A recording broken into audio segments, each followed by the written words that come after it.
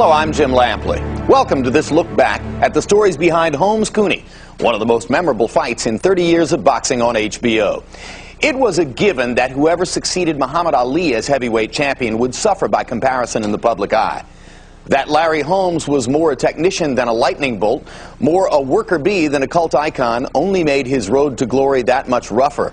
And when a power-punching, New York-based Irish-American challenger came along to face him, it was perhaps written in American granite that their confrontation would be not just about hurt, but also about hope. White hope. This should be one whale of a finish. All the marbles on the line. Go. On June 9th, 1978, at Caesar's Palace in Las Vegas, a 28-year-old heavyweight, best known for being Muhammad Ali's sparring partner, began the 15th round of his bout with heavyweight champion Ken Norton, dead even on the judges' scorecards. The 15th round of the world heavyweight title is on the line right now. One round, winner take all. Larry is fighting back really now. This is what he has to do. See if he's got enough left to take the champ out. I used to tell people that I won't be heavyweight champion in the world. And they said, Larry, you ain't gonna make it. Scores good with a shot to the head of Kenny Norton. Again to the head of Norton. I said, I have no heart. As Holmes pushes back, scores it. He's got under trouble. Yes. Running out of time, and that's it. It's all over. And I said, you watch. We have a split decision for the new Larry Holmes has done it. We have a new heavyweight champion in the world. Larry Holmes, a 7th grade dropout from Easton, Pennsylvania, would begin the second longest reign as heavyweight champion in the history of boxing. 7.5 years, fighting in the wake of a legend for a respect he would always find elusive. I defended my title over 20 times. Larry clips him with the right hand, and down he goes. Didn't duck anybody. And retains the heavyweight championship of the world. I wasn't getting the respect that I thought I should have got. Larry Holmes was one of the great heavyweight champions ever. Yet, through all his career, it was very cold in the shadows where he was living, because Muhammad Ali was still a champion in the eyes of the public. Civil rights figure, loud, brash talker, braggart, made Ali the most charismatic and colorful fighter that ever lived. And here, Larry Holmes, who's in a lunch pail, blue-collar guy, he doesn't nearly have the fire that Ali had. He was the forgotten heavyweight. Nobody knew who he was. By 1982, Holmes had beaten everyone in his way, including a pummeling of the great Ali. But there was one candidate left for him to take on, an undefeated Irish kid from New York, who looked like Rocky Balboa and supposedly had a left hook like Joe Frazier. I think that a lot of people related to me and the underdog. It was like the Rocky story being lived. The New York City suburb of Huntington, Long Island, had never before been a breeding ground for heavyweight contenders. Then again, for a steelworker named Arthur Cooney, it really didn't matter where he moved his family. His son Jerry would be a fighter. My old man was a tough guy, and he always wanted to be a fighter, and unfortunately, he never could be. My father hit me probably the hardest I got hit. A couple of times. He told me his father would get him up in the morning and make him run through the dark streets of Huntington. When other kids could do different stuff after school, he had to go get on the train and go to New York to the gym. His father made him feel like crap. Ah, you're a bum. You're no good. You'll never be anything. Boxing was a way for me to express the anger I felt from the house I grew up in. It made me somebody, and it fed me, and it kept me alive. Let's work in this, guys. Let's break this guy's neck. Come on. Working with trainer Victor Valley, Cooney turned professional in 1977 and hired as his managers a pair of Long Island real estate moguls named Dennis Rappaport and Mike Jones. They were boxing novices who'd quickly earned a reputation and a nickname, the Wacko Twins. We got the nickname the Wacko Twins from some very creative things we did for publicity. We had a fighter, Ronnie Harris. Ronnie was black, and he wanted to fight with a yarmulke and claimed he was a black Jew. With Howard Davis, we had him give long stem roses to his opponents. With Jerry, we brought leprechauns into the ring to put hexes on the opponent. In the game of boxing, they were very much within the cultural mainstream of that sport, because it's a wacko sport. You couldn't stop Rappaport from talking with a gun, a whip, and a chair. There's a love affair taking place today between America and Jerry Cooney. It's so profound it'll make people forget an affair to remember. There's Mom, Apple Pie, and Jerry Cooney.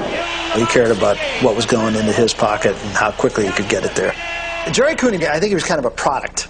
A product that rarely appeared in heavyweight boxing. A product that history taught them was better than gold. Jerry Cooney is a white fighter. The great white hope always sells. It just so happens that the vast majority of people in this country are white. And the fact that there's yet another black heavyweight champion of the world is not nearly so interesting as the fact that there is a white guy out there who actually punches like a wrecking ball. They had the perfect product for them to put before the consumer, and they were playing it for all it was worth.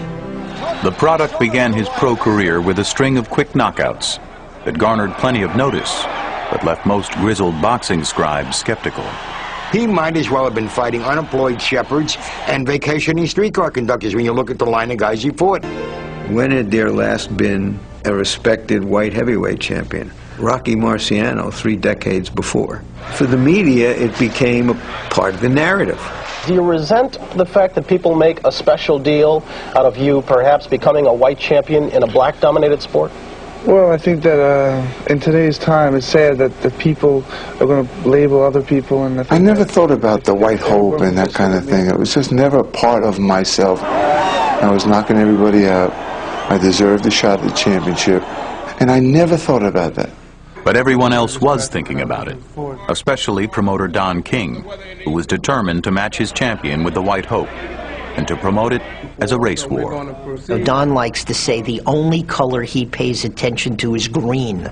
For the money, race sells. It's a white and black fight. Any way you look at it, you cannot change that.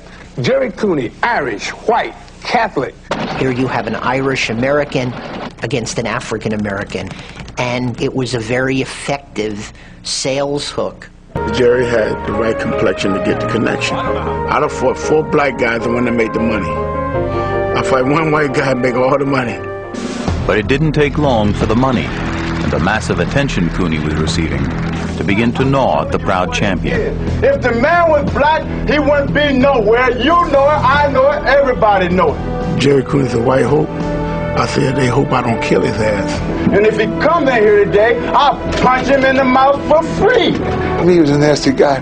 I was more reserved, quiet, and he was more aggressive, you know, yelling and screaming. When a black guy fights a white guy, it's automatic. Automatic or not, the people who stood to gain the most from the racial hostility were only too happy to pour oil on the smoldering fire. The people that handled this fight turned it into racial dynamite, and Dennis Rappaport was largely responsible for that.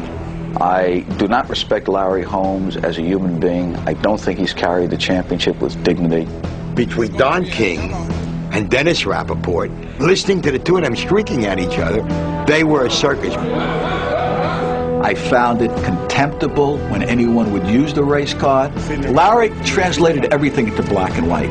If it wasn't a black-white situation, Jerry Cooney wouldn't be sitting up here talking about multi-million dollars. I felt discriminated against. I felt discriminated against everywhere I went. People shot in my windows, blew my mailbox up. Once everybody congregated in Las Vegas, it was ugly. It really got ugly, and it really got base. We have to have press conferences in segments now, in separation, because the two gladiators, the champion and the contender, they can't be on the same podium at the same time. There was real bad blood between the camps.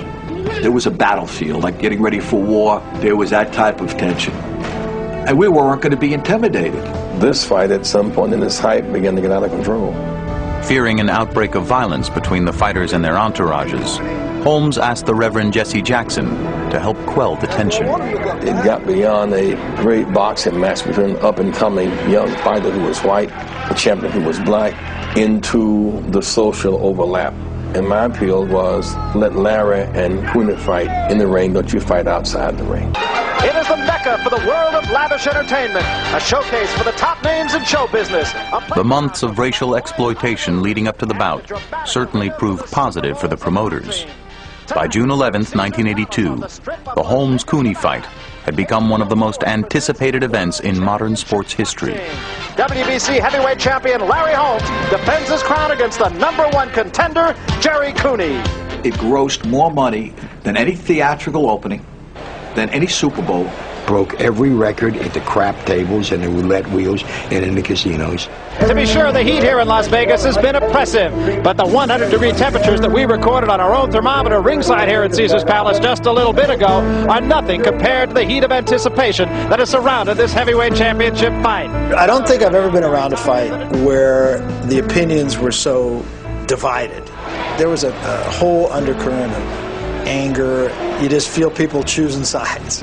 Just as blacks identify with heroes like Jackie Robinson and Muhammad Ali, white people occasionally invest in a Vince Lombardi or a Jerry Cooney. I felt a palpable feeling of danger.